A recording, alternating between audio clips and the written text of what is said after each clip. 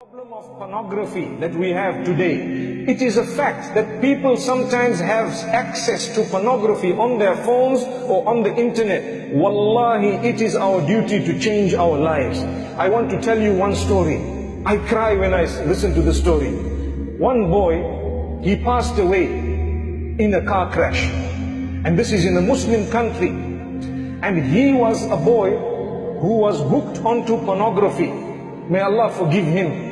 But what happened is, he paid some money with his card in order to get weekly emails full of naked women. So his friends told him that, we don't want to all pay. Why don't you pay, and when the email comes to you, you can send it to us. So he had a group of so many friends. He used to send the email. Once it comes to him with all the pictures, he sends the pictures by email to his friends.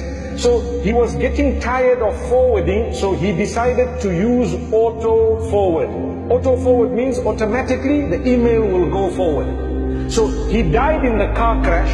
His friends were with him. They were shocked and they were really hurt that our friend has died. Some of them were involved in the crash, but they did not die. So what happened is, a few days later, when they met at his house, they were crying so much because they said to the sheikh that, "Sheikh, every week we are getting emails from this man, but he is now in his grave." Allahu Akbar, Allahu Akbar. Look at this. You see? So do we want this to happen to us? A person passed away, but because he put auto forward, it continued coming to him. They had to go back to the servers and they had to go back. It took a very long time before they had to cut, because they waited for the subscription to expire. But they were crying. They all learned a lesson. So I said that inshallah Allah will forgive him, because so many of you have stopped watching pornography because you learned a very big lesson. Subhanallah. So Allah can forgive him. We must not think bad about him. Allah is the judge.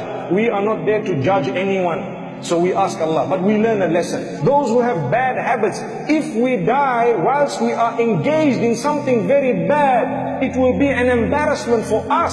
We'd rather become better people as we go. One day, I was sitting in one lecture of a very senior sheikh, and he said, think about how long you want to live. So people were thinking, so he asked some people, how long do you want to live? How long do you want to live? One man says, I want to live however long Allah keeps me. The other one said, I want to live for 100 years. One said 90 years. But nobody said, I want to die now. Because no one wants to die. So he said, okay, even if you choose 100 years, when 100 years finishes, what will happen to you? Good question.